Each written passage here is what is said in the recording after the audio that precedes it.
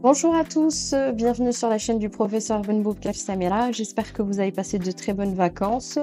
On commence dès aujourd'hui avec la deuxième partie sur le thème de la recherche documentaire grâce à l'intelligence artificielle.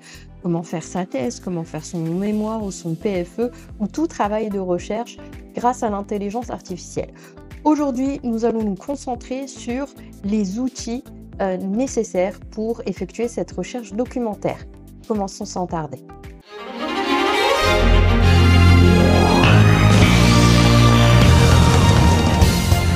Alors aujourd'hui, séance sur, les outils. Donc on va reprendre, déjà, le sens de la recherche documentaire grâce à l'intelligence artificielle. C'est une recherche qui repose, sur des algorithmes qui vont générer des recommandations de contenu et au fur et à mesure de ces recommandations, on aura la possibilité d'effectuer un filtrage des résultats que l'on va obtenir grâce à l'intelligence artificielle et c'est un gain de temps qui est considérable pour les chercheurs.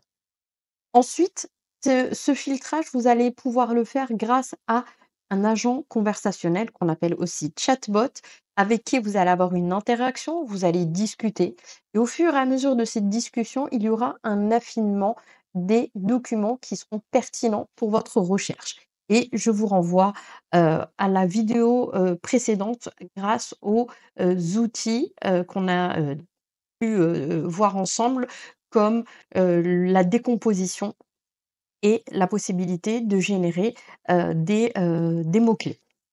Ensuite, ces outils, d'intelligence artificielle dans la recherche documentaire vont vous permettre aussi de visualiser plus rapidement la documentation ou d'avoir des résumés et ça, c'est, vraiment, nécessaire d'avoir une synthèse du document avant de se lancer dans une lecture. Et également, on revient avec ces mots, c'est les mots-clés qui vont permettre de, vérifier si, ces mots-clés sont disponibles dans l'abstract ou, avec le résumé dans l'intégralité du document. Et donc ça aussi, ça va vous permettre de vérifier si le document que vous avez trouvé très rapidement, est nécessaire à votre recherche. Alors, il y a quelques sites spécialisés dans la recherche documentaire avec intelligence artificielle, donc on va les voir, je les ai testés, j'ai travaillé avec ces sites, il y a un certain rendu. Peut-être qu'il faut aussi combiner plusieurs sites pour avoir, une vision d'ensemble de la documentation, donc ça, on va le voir tout de suite. On va commencer par, Elicit, d'accord? Donc c'est un site qui est équivalent, à celui de Cspace. Alors, donc ici, c'est, le site se présente de cette façon-là. Vous allez retrouver la même forme aussi dans Space, mais on va commencer par celui-là. Donc vous mettez, à l'intérieur la question, les mots-clés, ce que vous, souhaitez, chercher et on va commencer par exemple avec, le thème de l'arbitrage, heu, en droit marocain. Il va commencer à, générer, de la documentation. Donc là, on a les articles. Ici, vous avez un résumé.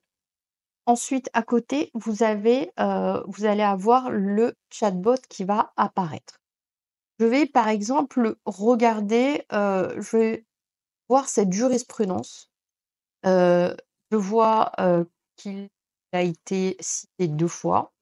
La source aussi, Semantic Scholar aussi, qu'on verra tout à l'heure, qui est, une base, de documentation, de recherche documentaire qui utilise l'intelligence artificielle. Ici, vous avez le résumé, d'accord? Qui parle du contentieux, entre le Royaume du Maroc et la société Salini pour la construction d'une autoroute, avec, le recours au CERDI avec l'arbitrage international qui est fondé sur les traités bilatéraux d'investissement. Là, on a un petit résumé, pas très approfondi, mais on a quand même un résumé. Vous avez ensuite d'autres, documentations, heu, en anglais, d'accord? Mais vous pouvez, aussi, choisir de traduire, translate, les résumés en langue française. Là, vous avez le résumé qui est, en français et vous avez la source, de l'article. Donc vous avez de chez vous, la documentation avec son référencement. Soit vous pouvez le trouver, en ligne, d'accord? Soit, vous avez l'article ou la revue ou la thèse qui est, citée, mais c'est à vous aussi après de vérifier, peut-être physiquement, cette documentation. D'accord? Donc voilà pour, Illicit et donc ça, c'est un site qui est quand même assez bien fait. Quoique je préfère quand même Space. Donc là, parce qu'il y a aussi, cette interaction qui est plus facile, l'interface est plus fluide et vous avez d'autres outils que vous pouvez utiliser, pour, faire votre recherche documentaire. Donc on continue, on va prendre l'arbitrage au Maroc et là, vous avez le même format, d'accord? L'article, le résumé, les conclusions. Donc là, c'est un peu plus, développé. Et vous allez avoir aussi, le chat avec le copilote qui, sera, disponible dans chaque article. Alors je vous prends on a pris par exemple cette documentation, elle est disponible. C'est pas le cas de tous les articles. Parfois, il y a juste un renvoi, mais parfois vous pouvez avoir accès directement, à la documentation. Donc ça aussi, c'est un gain de temps qui est, non négligeable. On va lui demander, par exemple, lui faire le mot-clé Morocco pour avoir toutes les, notes concernant le Maroc, tout ce qui est rattaché au Maroc. Parce qu'il y a plusieurs pays, Irak, on a vu, la Jordanie avant, la Syrie. Ah, donc là, on a le Maroc. Mais si j'ai pas envie de regarder tout le document, je vais demander au chatbot. Et si, par exemple, je suis pas très à l'aise en anglais, je vais lui demander de translate. Et donc là, vous allez avoir, la traduction de ce résumé qui a été fait de l'article. D'accord? Donc avec, un résumé de l'article, avec les grandes lignes de l'article qui concerne le Maroc. Donc l'intelligence artificielle va vous permettre de trouver la documentation, mais aussi d'éviter de vous noyer dans une documentation qui parfois n'est pas utile pour votre travail de recherche ou un document qui est dense, qui est important et vous n'avez pas forcément le temps de tout lire. Donc vous allez avoir le recours au chatbot pour extraire simplement les parties qui concernent votre travail de recherche avec, ce chatbot qui va résumer, les parties. Donc ça aussi, Seaspace, je vous conseille parce que c'est vraiment un outil qui est hyper bien fait. Donc là, vous avez, vous pouvez avoir plus pour avoir plus de documentation, il suffit de lui demander et de cette manière-là, vous allez avoir une vue d'ensemble de la documentation qui vous est présentée, par, Seaspace. Heu, Vraiment un outil qui est à utiliser. Je vous conseille également OpenRead, qui est aussi un moteur de recherche qui utilise l'intelligence artificielle pour trouver de la documentation qui, repose aussi sur, les documents des universités, des centres de recherche. On va reprendre notre thème, donc Arbitration in Morocco. Comme ça, on a toujours le même thème et qu'on puisse comparer aussi la documentation. Donc ici, il faut se connecter, d'accord? Donc là, vous avez, pareil, on retrouve les mêmes sources ou les mêmes documents. Par exemple, les articles de du professeur Mohamed El Mernissi. Vous avez également donc, un article qu'on avait vu tout à l'heure, fait par une professeure que j'avais vue. Donc vous avez, on retrouve à peu près la même documentation entre, Seaspace et Elicit. Donc là, on est à peu près sur les mêmes documents. Par exemple, là, on a encore l'article de Emmanuel professeur feu Emmanuel Gaillard. Alors, cet article, on clique dessus, je peux regarder directement cet article qui est disponible, heu,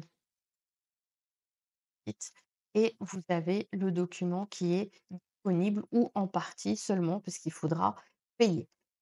L'avantage, c'est que quand vous avez sur le site, par exemple, de Cspace, même si l'article il est payant, vous pouvez avoir, un résumé, d'accord? Donc ce qui est bien quand même. Avant de se lancer peut-être dans le paiement d'un article, avoir le résumé pour savoir s'il est vraiment utile pour notre travail de recherche.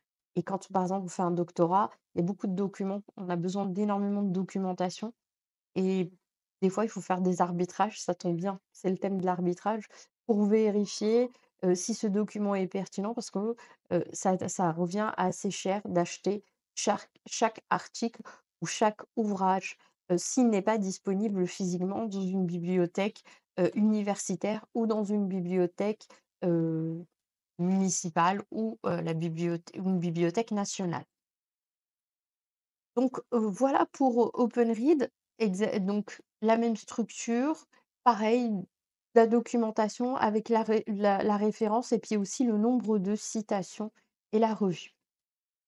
On a également, des outils qui ne contenaient pas d'intelligence artificielle et j'en avais parlé dans une précédente, vidéo quand je travaillais sur la recherche documentaire, c'était Consensus. Donc avant, il y a quelques mois, Consensus ne fonctionnait pas avec l'intelligence artificielle. Ce qui est arrivé avant, c'est Perplexity. Maintenant, Consensus utilise l'intelligence artificielle et on va voir qu'on peut utiliser le chatbot de Consensus dans, ChatGPT, 4.0.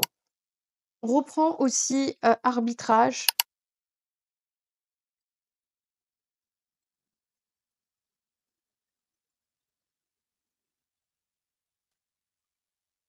Alors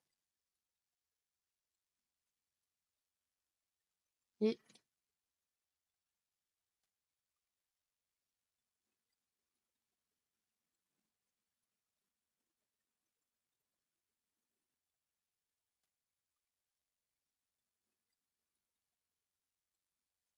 alors, le copilote déjà va vous préparer votre sujet, avec des définitions.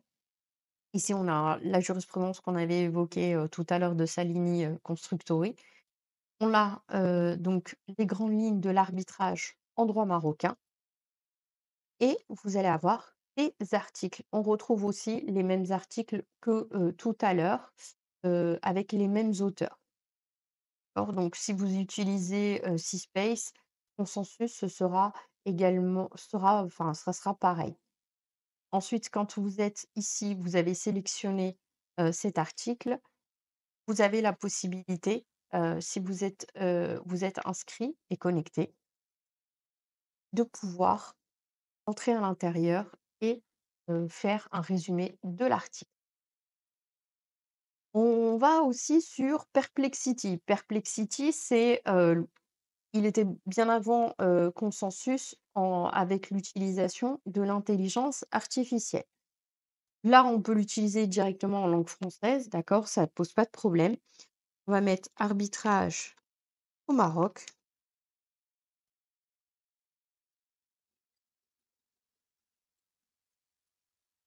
Et il nous donne, le cadre normatif de l'arbitrage au Maroc. Ce qui est bien, c'est que les autres, on ne voyait pas, la loi 95-17 de 2002. Là, on a, la nouvelle loi et les articles ou les sites qui parlent de cette nouvelle loi. D'accord? Donc on a le blog du village de la justice, on a des sites internet, on a des définitions et on va lui demander, des articles.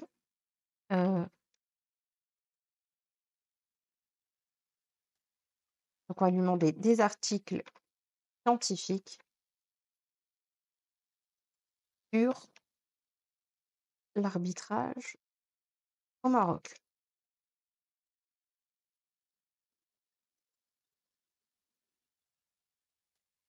Donc là, on a des articles sur la revue du chercheur, on a des articles de presse, des articles, de blogs, de cabinets d'avocats. Donc on n'est pas dans Perplexity, on est dans la découverte d'un sujet, mais on n'est pas vraiment dans le détail, avec une documentation, scientifique. Donc quand, par exemple, je ne connais pas un sujet, c'est bien de commencer, de débuter avec Perplexity. Je l'ai utilisé en dernier pour vous montrer que les autres sites, avaient de la documentation qui était académique et scientifique et qui peut être utilisée dans un travail de recherche, ce qui n'est pas forcément le cas, des documents que vous allez, obtenir grâce à Perplexity. Donc ce sont des documents qui sont disponibles pour tout le monde, pour des non-initiés, par exemple, qui aimeraient découvrir ou comprendre qu'est-ce que l'arbitrage. Mais si vous faites un travail de recherche, vous avez besoin de documentation scientifique et fiable. Et donc à ce moment-là, il faudra vous tourner vers les autres sites. Consensus aussi donne de la documentation scientifique, ce qui n'est pas forcément le cas de Perplexity. ResearchRabbit est, essentiel pour votre travail de recherche pour essayer de, d'étendre votre recherche à d'autres auteurs qui ont travaillé sur la même thématique. C'est en quelque sorte pour créer une carte, des auteurs qui sont proches du thème que vous avez, traité, ou si vous avez trouvé un article avec un auteur, vous allez découvrir avec qui cet auteur a déjà, collaboré ou il a déjà écrit sur des thèmes qui sont similaires. Donc ça aussi, c'est un outil que vous devez utiliser quand par exemple, vous avez découvert un auteur, il est intéressant pour votre travail de recherche. Vous allez demander à ResearchRabbit cet auteur avec qui il a écrit et vous allez avoir d'autres auteurs et vous allez étendre aussi votre recherche à d'autres thèmes qui sont similaires ou, d'autres auteurs qui n'étaient pas apparus dans, vos recherches que vous avez faites, par exemple, sur, Space. Alors, on va, commencer par, on va faire une autre recherche. On va faire, par exemple, arbitrage commercial. On va commencer et je vais commencer ici. Je vais faire ma recherche. Donc, arbitrage commercial.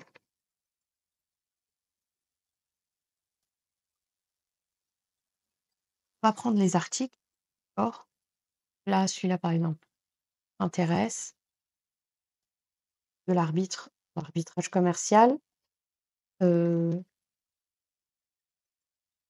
ça va m'intéresser. Ouais, et d'intérêt et princi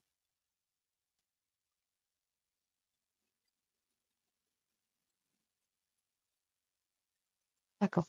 Par exemple, j'ai sélectionné tous ces articles-là. Alors, ces auteurs, je vais savoir que ces auteurs ont déjà publié d'autres articles, sur l'arbitrage. Et il va me donner des suggestions d'autres auteurs qui, traitent, du thème de l'arbitrage.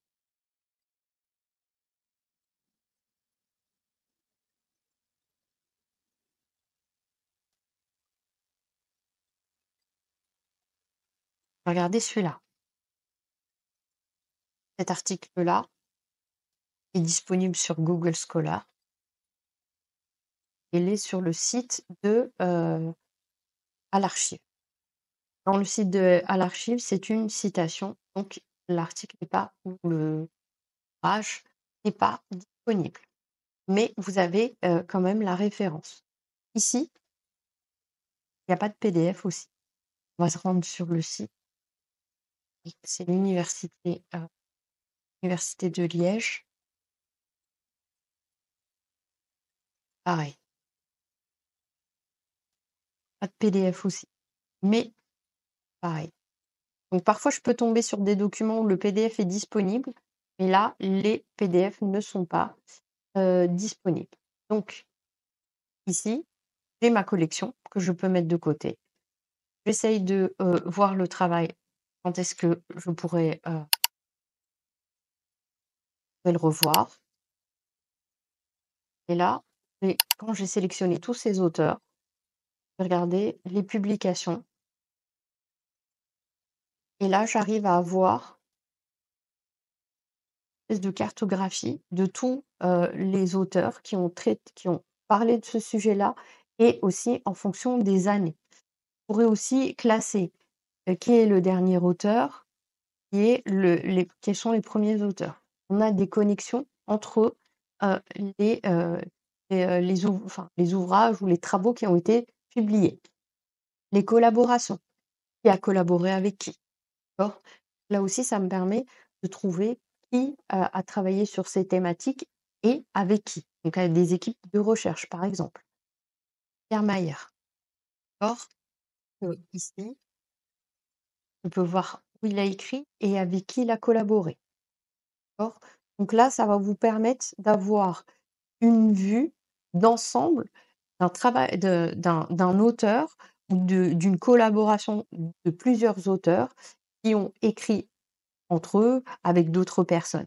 Et donc ça aussi, c'est important parce que, les auteurs sont spécialisés et quand ils écrivent, par exemple, sur l'arbitrage, ils vont écrire sur l'arbitrage, le droit commercial, le droit international.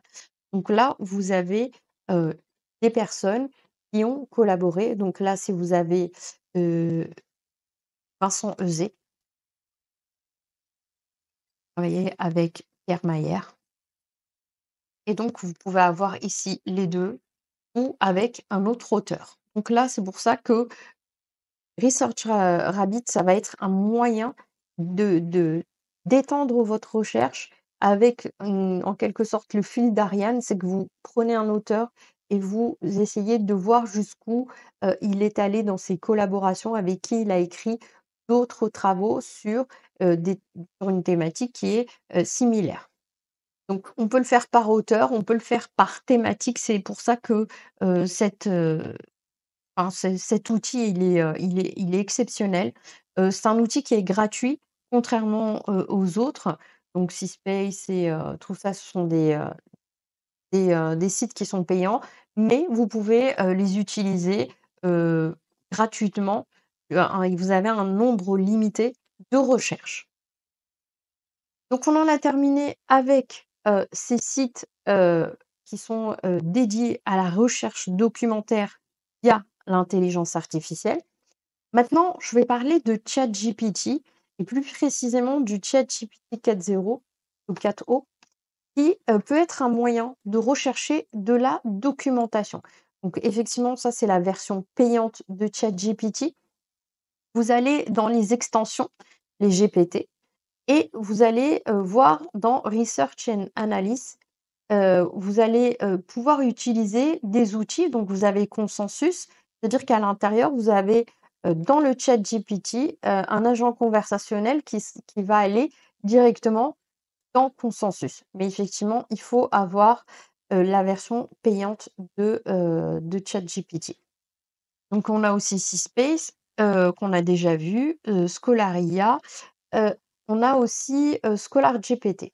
Donc ça, on peut l'utiliser, avec, la version, payante de ChatGPT, et on peut avoir de la documentation, disponible directement dans le ChatGPT. Parce que si vous mettez documentation sur ChatGPT, vous n'allez pas, avoir la documentation directement. Par contre, si vous utilisez des extensions de recherche, vous pouvez avoir quelques documents. Donc là aussi, ça commence avec, un résumé, de l'arbitrage au Maroc. Vous avez alors ici déjà, il y a une première anomalie, c'est qu'on a la loi de 2007 alors qu'on est passé à la loi de 2022. Faire attention quand on utilise les extensions de ChatGPT, pour faire une recherche documentaire, c'est que parfois ce n'est pas actualisé et donc il faut bien vérifier, les informations. Heu, les défis, d'accord, OK. Documentation. On va marquer, j'ai besoin d'articles scientifiques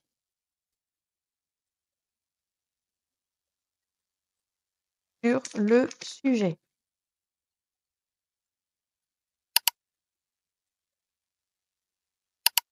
OK? Et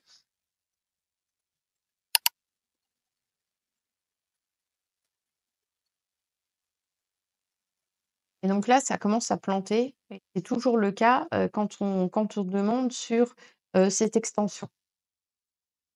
Donc on recommence et c'est pour ça que c'est assez compliqué d'utiliser, ces extensions dans le ChatGPT, d'accord? Là, on vous donne de la documentation, vous cliquez dessus, donc ça vient d'à l'archive, par exemple, on le voit quand dans le cas,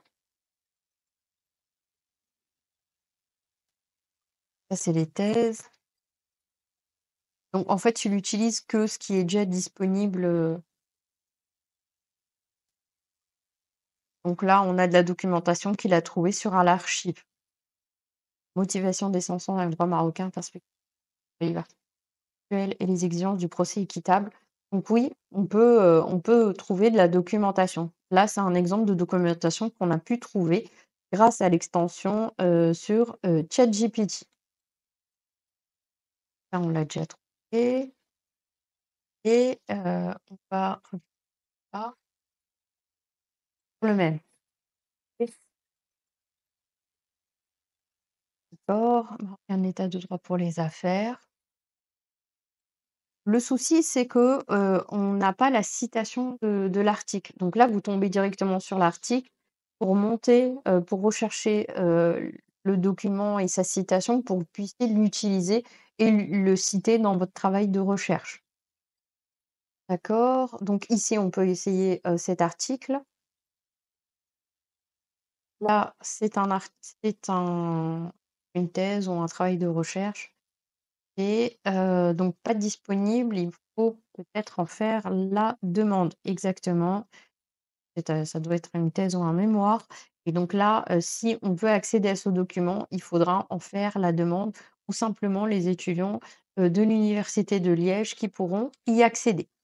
Donc là aussi, documentation qui est à portée de main, même si elle n'est pas aussi, étoffée que, sur, Cspace ou, Elicit ou OpenRead.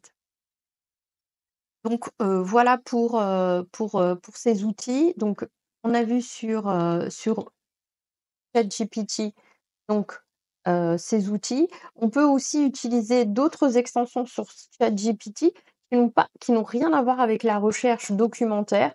Mais si, par exemple, vous avez une thèse et que vous voulez, en faire un résumé, vous pouvez le mettre, dans, une des extensions que vous pourrez utiliser pour, faire un résumé, de la documentation. D'accord? Donc ici, vous avez quelques outils. Pareil, Solaria, donc ça, c'est, plus au niveau du secondaire, mais on peut l'utiliser, arbitrage au Maroc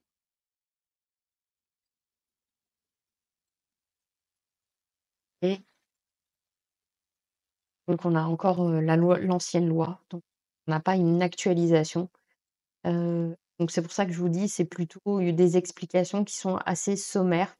On peut utiliser, parfois quand on n'a pas d'idée sur un sujet, mais en aucun cas qu'on peut utiliser pour faire vraiment un travail de recherche, approfondi. Ce que vous pouvez utiliser, c'est, des outils de rédaction, plutôt des outils pour faire des résumés. D'accord?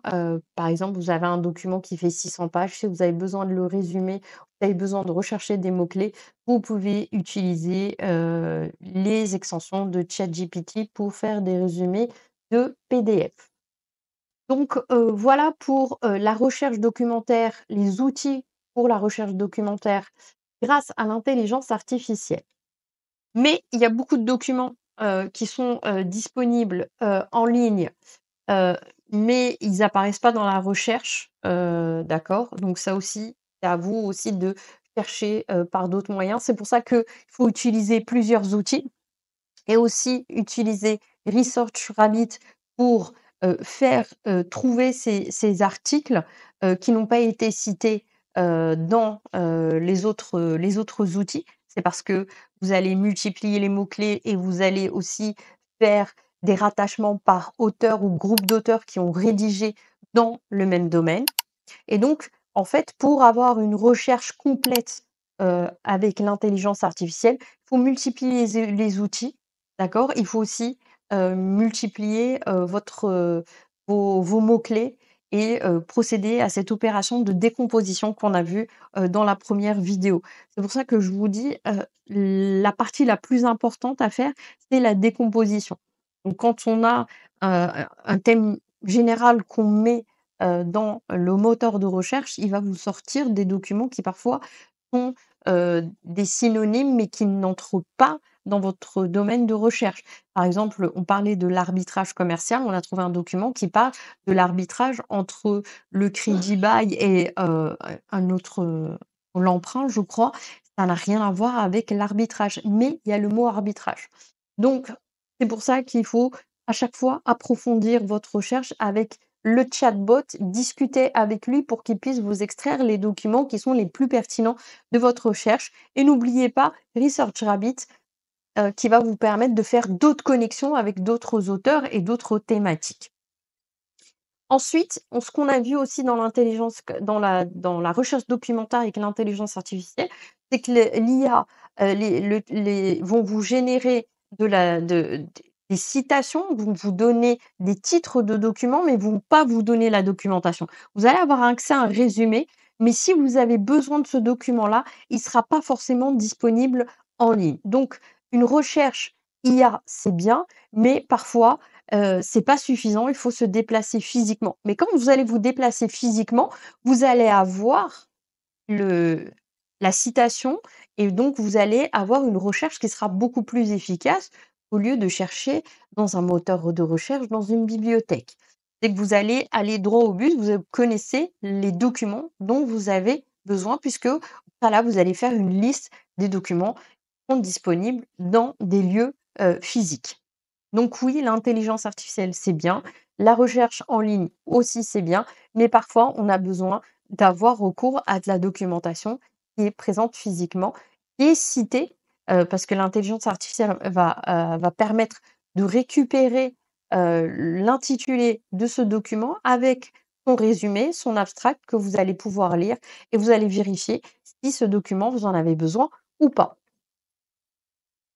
Donc, tout ça pour, finir avec, des sites de documentation, gratuites qui sont des sites, vous allez avoir, des ouvrages, des articles scientifiques qui sont disponibles gratuitement. Donc là, je vous ai fait une liste, elle sera disponible en bas de la vidéo pour ceux qui sont, des étudiants en droit ou dans d'autres domaines. C'est, de la documentation qui est gratuite. Je sais que c'est pas facile des fois de trouver de la documentation, surtout quand on habite dans des pays où il y a pas forcément un accès facile, aux bibliothèques physiques. Parfois, vous avez des étudiants qui habitent très loin de la capitale et donc qui n'ont pas accès à cette documentation physique. Donc c'est pour ça que je vous donne ces sites, gratuits où vous pouvez avoir de la documentation académique, scientifique et fiable. Je vous remercie beaucoup pour votre suivi, pour vos encouragements et puis pour vos commentaires et je vous dis, à la prochaine pour, de nouvelles vidéos. Merci à vous, au revoir.